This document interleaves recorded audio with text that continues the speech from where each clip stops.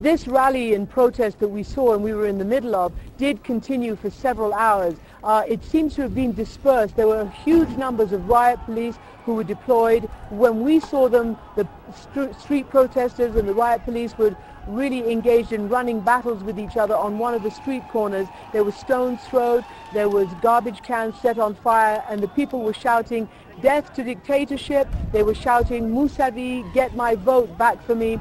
These are the Mousavi supporters, many of them young men and women who we saw out on the street come out to confront their anger and their frustration, and also the riot police who had been deployed on the street.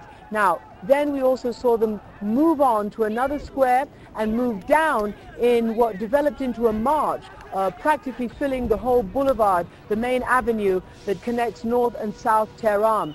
And more people started to join, and there were also throngs of people who came out onto the sidewalks, who were leaning out of their windows, on their roofs and balconies, and just standing in side streets watching as this river of protesters marched down towards the south of Tehran.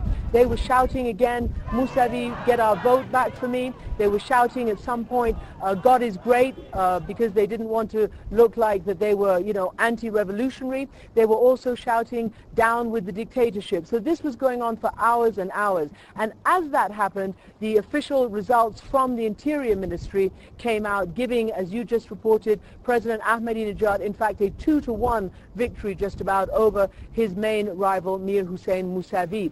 And then the official seal of approval was stamped on this when the leader, the supreme religious leader, Ayatollah Khamenei, delivered a message congratulating the people of Iran on, quote, their epic Friday election, their historic record turnout, and indeed the result.